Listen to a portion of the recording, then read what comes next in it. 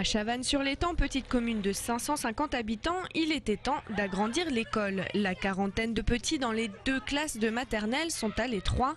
Problème, une classe menace d'être supprimée à la rentrée prochaine. Une situation inacceptable. Pour le maire, c'est un comble. 800 000 € d'investissement sont en jeu. Nous sommes déterminés. Nous ne nous laisserons pas faire. Nous avons les parents derrière nous.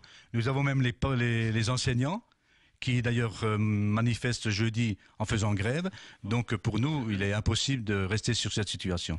Il faut quand même apporter à nos enfants une qualité d'enseignement, et notamment aussi pour le corps enseignant, il faut une qualité de vie. Avec 14 naissances l'année dernière, l'extension de l'école de Chavannes-sur-l'Étang semble justifiée.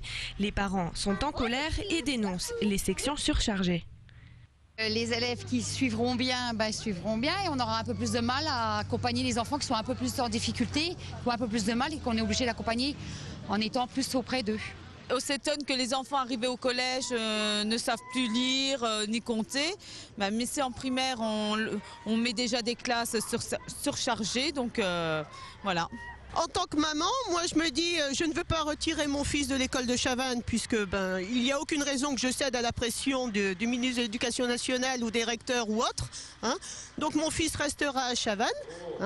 Mais je me battrai pour ne pas avoir cette suppression de poste et conserver notre 4e classe, parce qu'on s'est engagé, que ce soit la mairie, les parents et autres, et on veut absolument la maintenir, quoi.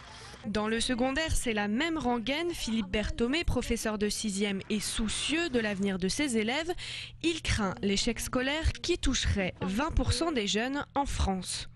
Pour les élèves, si on a moins de temps à leur consacrer personnellement, ça risque d'être plus difficile pour eux. C'est pas comme ça qu'on va réduire certainement l'échec scolaire, surtout au collège. Myriam a 2 enfants scolarisés au collège du Ried à Eunheim. Pour elle, les élèves sont livrés à eux-mêmes bien plus souvent qu'on ne le pense. Quand il y a des professeurs malades, ils ne sont pas remplacés ni rien, donc ça veut dire que les enfants sont plus libres de leur acte à vadrouiller, et nous on ne sait pas toujours à quelle heure ils terminent, quoi. Je suis pas trop d'accord parce que disons les suivis scolaires sont pas bons, quoi. Une journée d'action est prévue lundi au collège Henri Ulrich à Absheim. Une autre journée de mobilisation dans toute la France est prévue le 18 février.